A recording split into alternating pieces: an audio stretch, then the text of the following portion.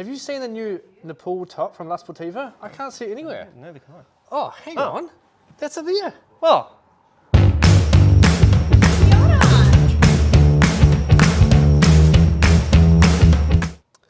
Alrighty, we have a beer right here. It's called the Hobgoblin Ruby Beer. Now, a bit of a backstory to this.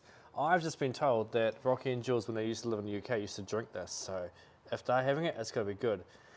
What it is it is a very, very fruity beer. We'll give it a taste in a second. Very cool graphics, by the way. How cool is that?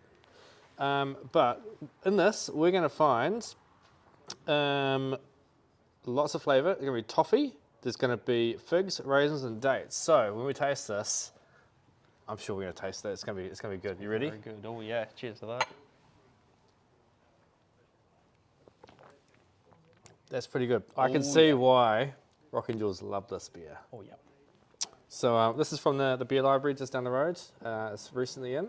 I mean, cool can, but really nice beer. It's yeah, it's good. Now we've got a new boot in store from La Sportiva. La Sportiva, as many know, do a big range and they're very good at their mountaineering stuff. What's this one called? This is the Nepal Top. So, where we put this is kind of...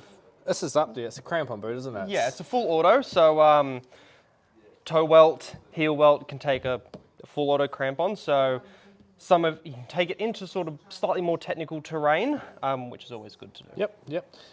Now, a lot of you may remember, if you wind the clock back a little bit, a few models of different boots. So, there used to be called a Caracom Natural boot from La Sportiva, and I think it was called a Macaloo before that. Anyway, it's the same kind of thing. So this has got no membrane to it. There's no Gore-Tex, there's no liner, but it does have a water repellent coating on it.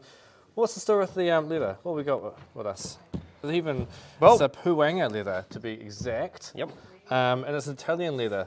Yep. And my understanding is it's got a water repellent finish on it. So in theory, it's going to do its job for a long, long time.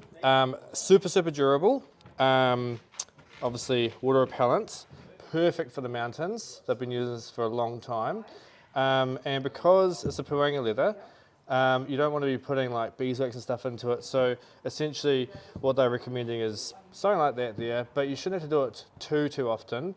But just remember, it is a leather. So don't put it by the by direct heat source, no hot fires. I know it's nice to dry your boots fast, but you actually shrink the leather, you'll dry it out and it won't do its job.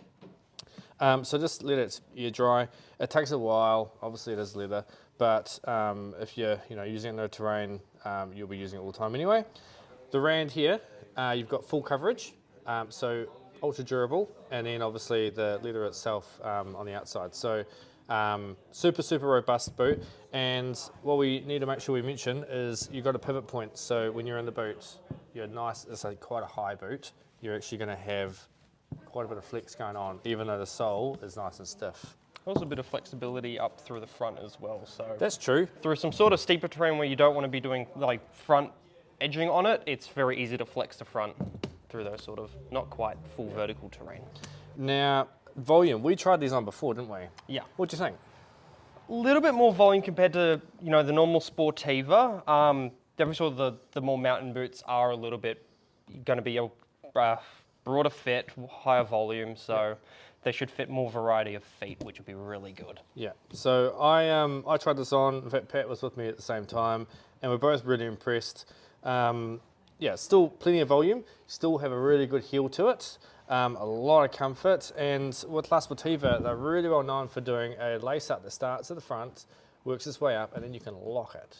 So you can really focus on how you want that tension to be, and then lock it off, and then focus on the top half. Now these boots, they sit quite high, don't they? But I mean, that's pretty standard. Obviously, yeah, you want to have a good coverage. They've got a good liner to them, and they have got recycled, I think it's the laces that are recycled. Which is kind of cool. And then a good, decent Vibram sole, and everyone knows how good Vibram does this stuff. These are actually classed as a unisex boot. Yep. So they go down pretty small. I can't remember off the top of my head how small, but if you want a boot like this, I would recommend coming in trying it on, getting measured up. Getting measured up is super important because we make sure that your foot actually matches this boot. But I think if you work with it, I think it'll be a really good choice. The predecessors have been pretty good. People are still using them. And I think this is going to be lined up just the same. Yeah. So these are in store. Come get your foot on them. And yeah, thanks guys. Sweet.